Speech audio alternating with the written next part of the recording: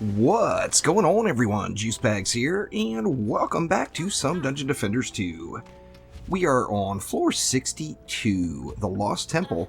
Now, I actually wanted to do a floor 61, as I do get a lot of comments of people saying they get stuck on 61. However, I forgot. So 62, I figured, is just as good. It's going to be, essentially, Jose, the same difficulty as 61 with just a slight bit of additional badassery from the Gobus in the Legion. Anyway, and we are going to do a meta build today. So I'm going to go through each lane and each mutator and explain why the Dryad is so powerful. Now, I'm going to be using 4 Dryads in the deck.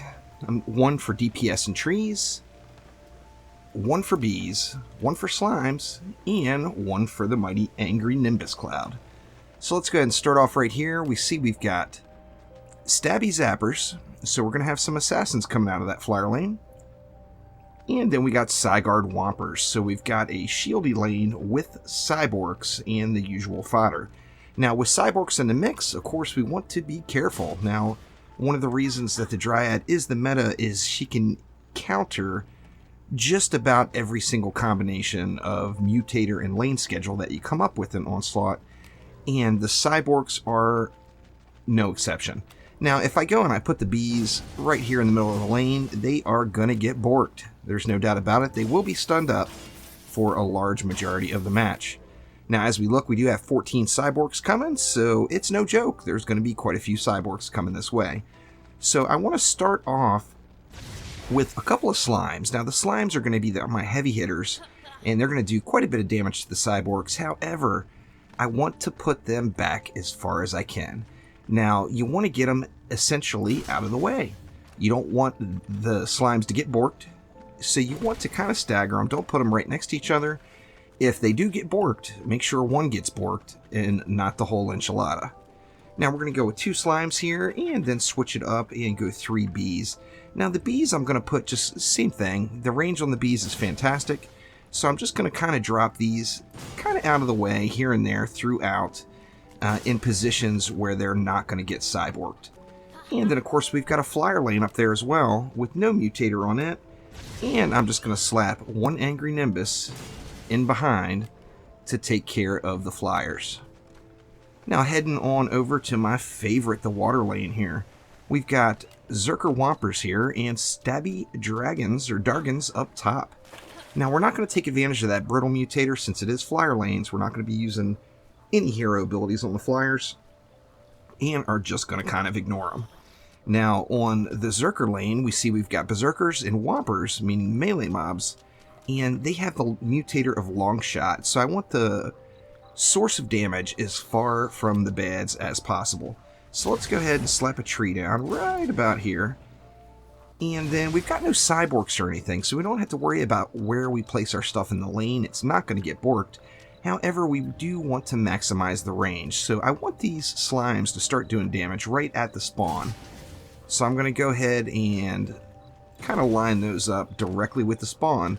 Now, with the slimes, for example, with that long shot, the damage is calculated when the slime hits, and it's calculated the range for the long shot is based off of where the slime pit is placed. So if the mob is right here and the slime hits it right here, it's not, the damage is not being calculated from this distance. The damage is being calculated as if the slime hit from over here. So if you get that long shot lane, make sure you put all your defenses as far back as you can from the baddies. We're going to follow suit again and just go with 3 bees, and we do have a flyer lane. So let's go ahead and tend to that. Same thing, just 1 Nimbus. Now the flyers, if we look at the path, they're going to come out. They're going to kind of dip around a little to the left, and then they're going to head on over to this objective from there. So I want to make sure that I put my Nimbus somewhere where it's going to kind of maximize the amount of space it's going to cover on that flyer lane.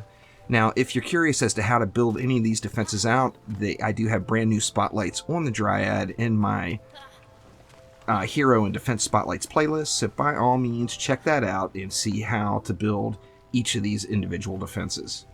Now we're going to go ahead and ignore that lane and come on over to the Hex Sigard Whompers. Now this lane, as you see, it's got the Mutator Wall Leech. Now with Wall Leech, I want to keep the baddies off my walls. I want them getting smacked down right up front, and we do have Cyborgs in the mix. So first things first, I am going to put a wall down. Now we have Hex Throwers as well, so I'm going to do my best to hide that wall from the Hex Throwers.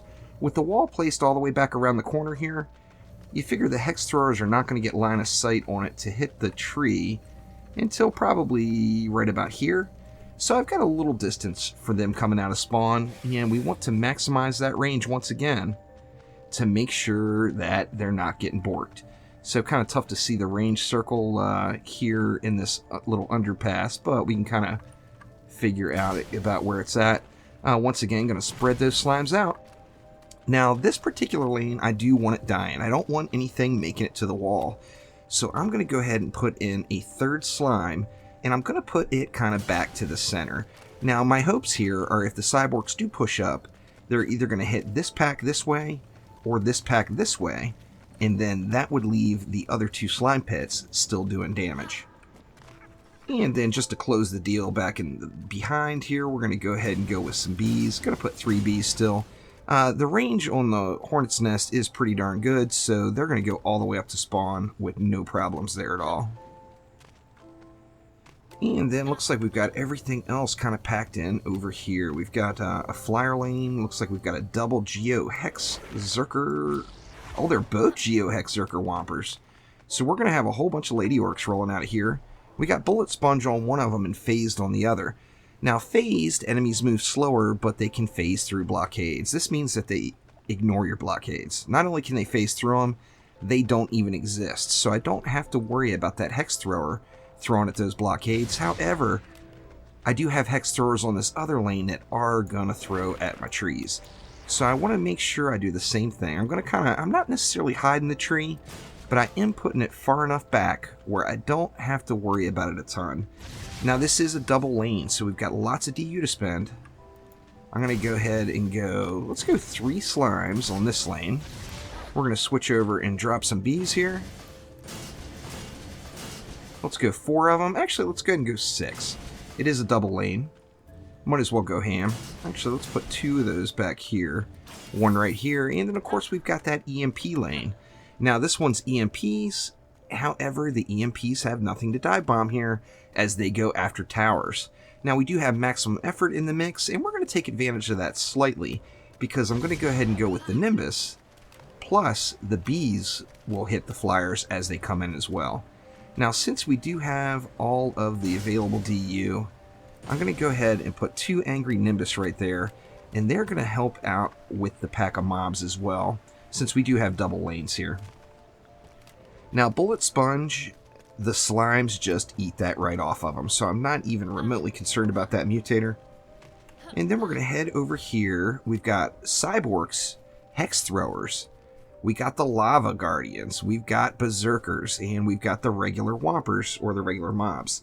Now these guys are enraged, so they're going to start off weaker, but get stronger the longer they stay alive. Now, since they're going to start off weaker, I want to kill them quick.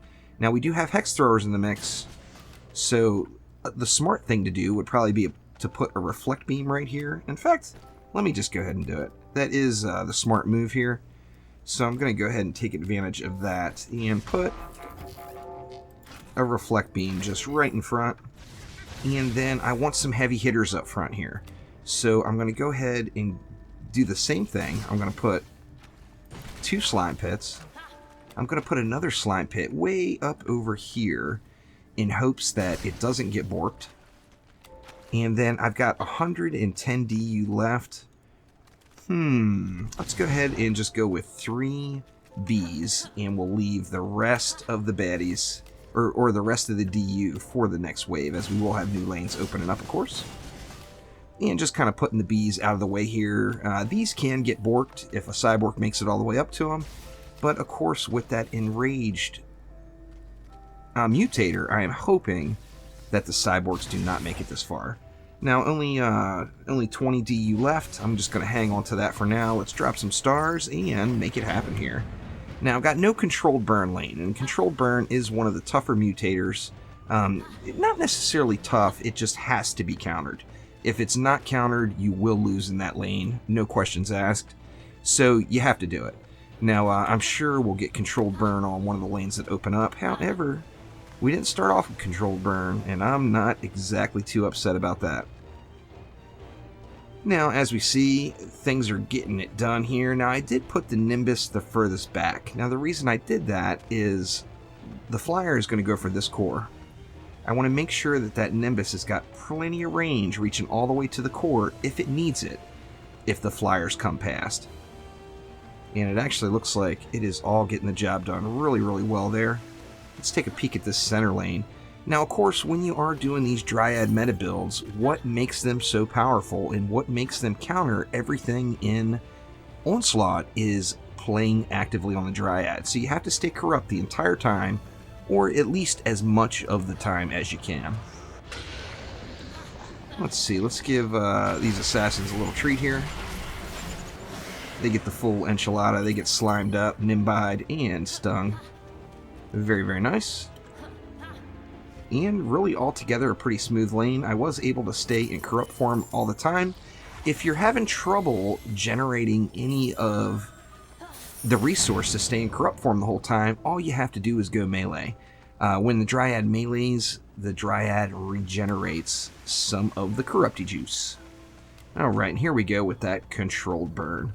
And this is another area where the Dryad just shines, as controlled burn can be a tough thing to handle. However, we're going to have two different things affecting controlled burn. Now, the reason I say if you don't counter this lane, you will fail it, is just read the mutator. Enemies can only be damaged while drenched, oiled, frozen, poisoned, or stunned. So I've got to do one of those, or the enemies cannot take damage, which means they're just going to waltz on through and do their thing. Now, we're going to rely on a few different sources. Now, first off, we do have cyborgs, so we want to be careful there, but I am going to go ahead and spread out some slimes. Let's put one over here. Let's put one back behind here, and then another slightly back a little bit in the middle. These slimes are spread out so much that there's just no way I'm going to have to worry about any of the cyborgs taking out two of the three. Now, multiples, of course, they might do it to you. And we've got 70 DU left, so what do we want to do? You know what? I'm actually going to get rid of a slime just to mix it up. Make it a little bit more interesting, and we're going to get those Nimbi back in action here. Now, the Nimbus Cloud, without being in corrupt form, actually has a drench. So, drenched, of course, being one of the controlled burn requirements, means that the Angry Nimbus is going to help us out with controlled burn as well. That's going to leave me 50. I tell you what, I'm going to go ahead and put a slime, but boy, I would really like to get a bee in the mix here. However, since I can't do it right here this lane, I can put some of that 1,000+ green mana that's left here into the lane. In fact, let's double up these slimes and that Nimbus.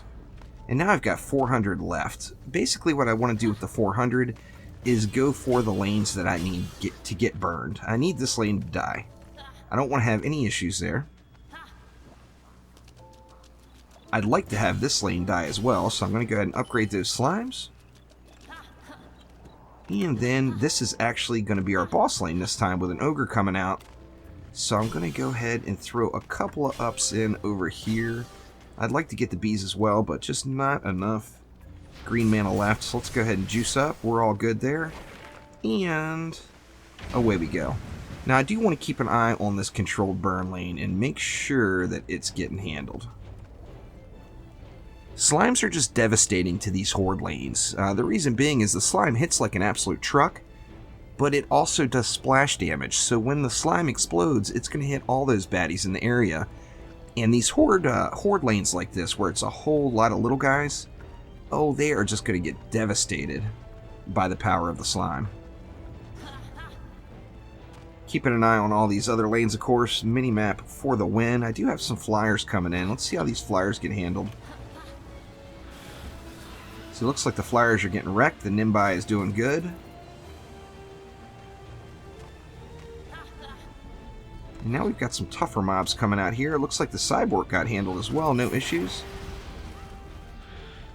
Now, what I was talking about with generating some of your ability resources on the Dryad is if you're in melee range.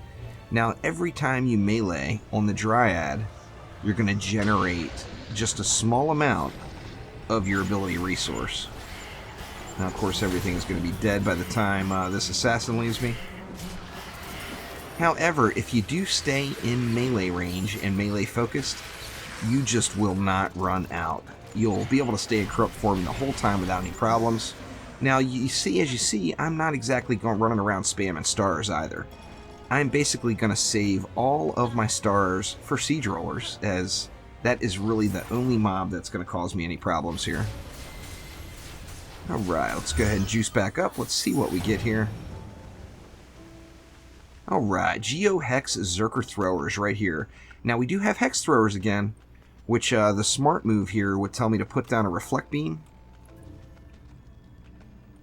Where do we want it? Let's go with a tree right about there. Let's go ahead and grab that Reflect Beam back. As, you know, you can get away with not using it if you want to hide your tree. However, if you've got an EV2, you should put the Robo Girl to work, as she is just strong against the Hex Throwers.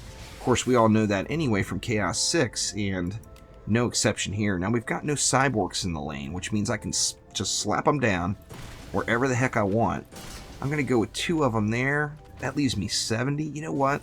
Let's just slime it up big time here. So I'm going to go with a 3rd slime, and then that's going to leave me enough to put 1 Hornet's Nest.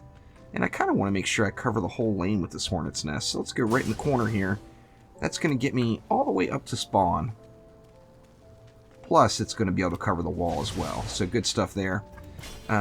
Once again, 1000 D left, or 1000 green mana left. So let's go ahead and use that up. Let's throw, let's see, I said I wanted to get these bees up. So let's go ahead and throw an up on these bees. I do want to just keep an eye on this lane. I want to make sure this lane is getting wrecked, as it can be a sneaky lane.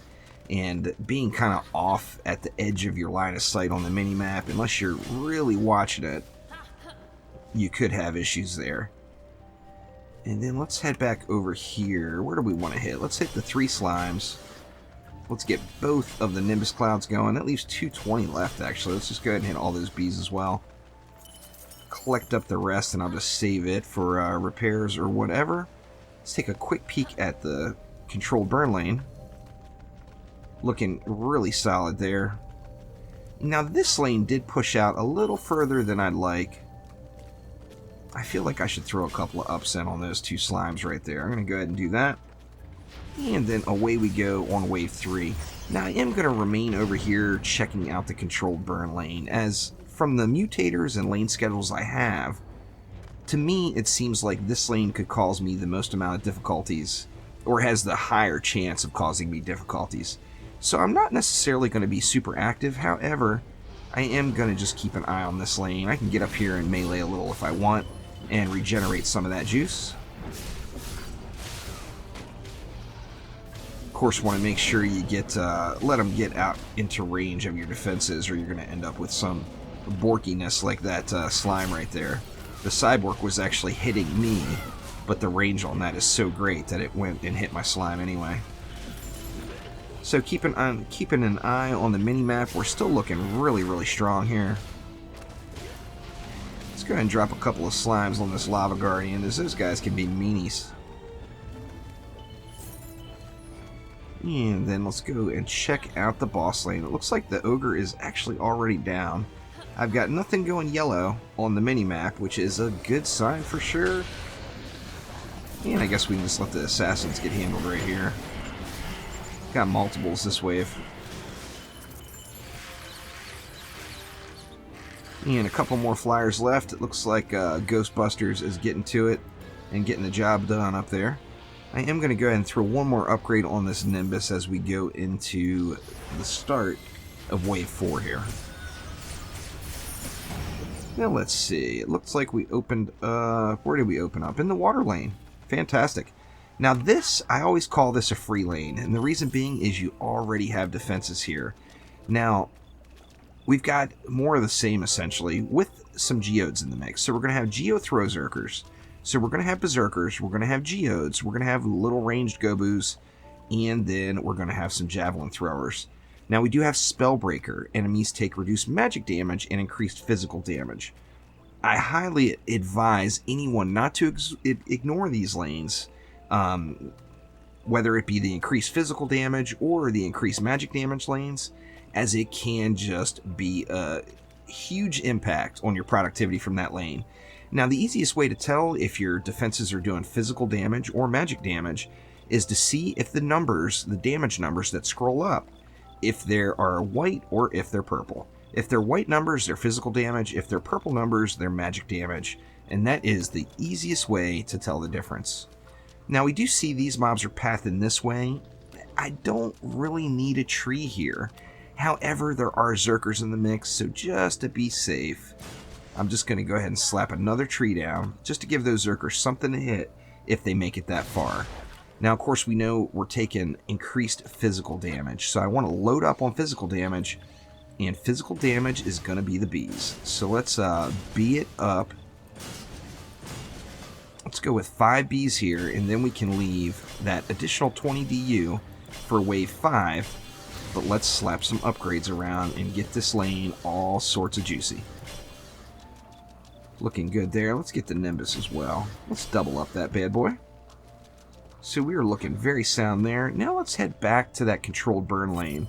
As I mentioned, this is the lane still that I think is most likely to cause me any issues, if it would. So I want to come over here and just spend a little bit more of my leftover green mana. I can pick up a little straggler here and there for some repairs if necessary. However, we've got nothing yellow on the minimap yet, which tells me that nothing needs to be repaired. But just in case we do have 100, you know what? I'm just going to drop that 100 right there. So let's go ahead and juice back up, get those stars flowing, and head back over and keep an eye once again on that controlled burn lane.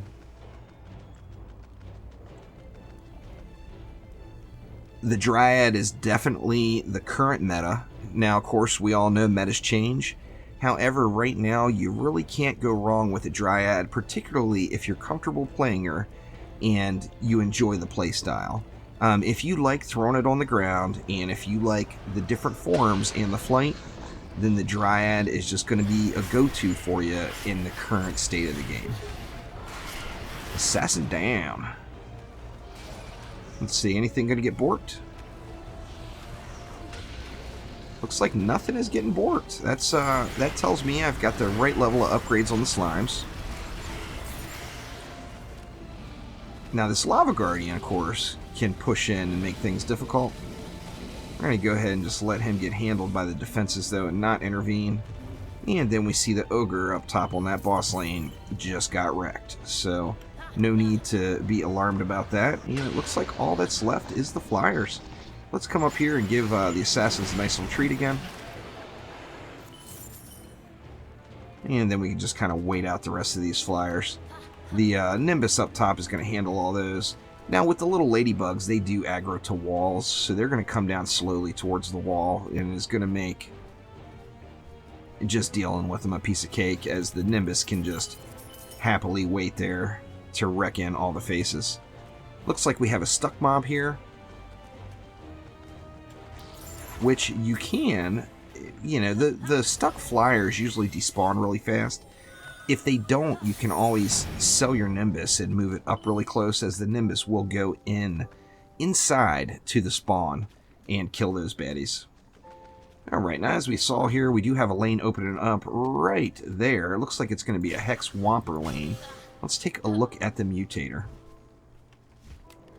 Alright, we got Pain Aura. Enemies deal damage around them.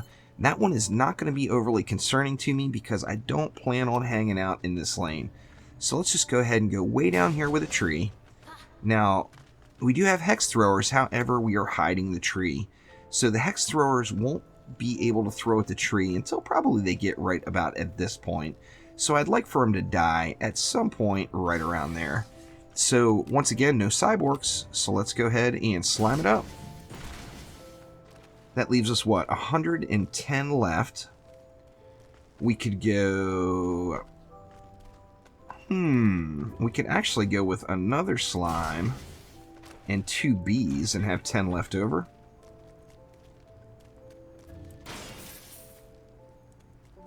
Or do we want 3 bees? You know what? Let's take the slime route.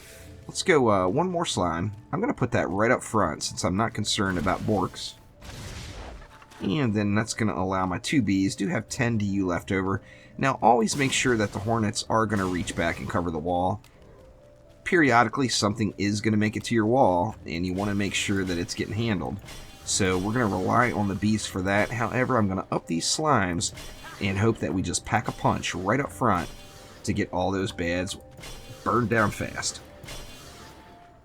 300 left. I tell you what, let's just go ahead and throw it right here. Let's throw it into these.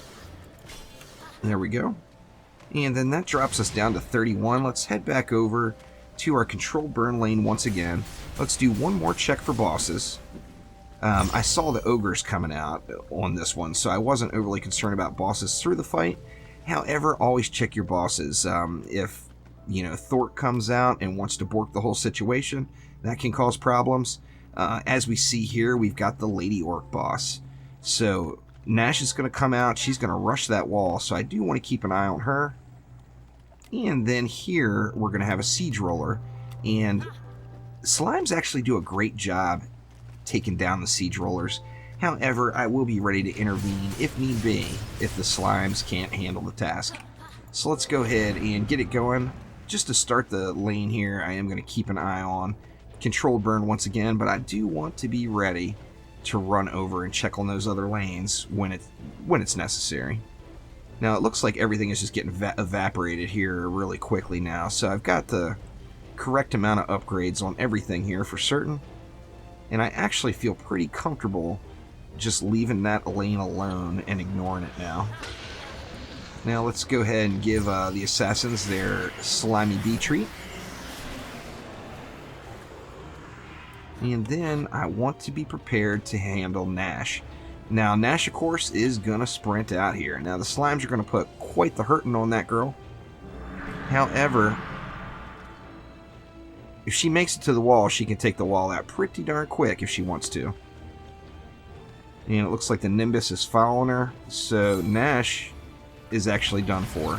You saw that little electrocute at the end of it. That is the benefit of corrupt form on the angry Nimbus. Periodically, it will send out a electrifying shock that hits for good damage and stuns the mobs.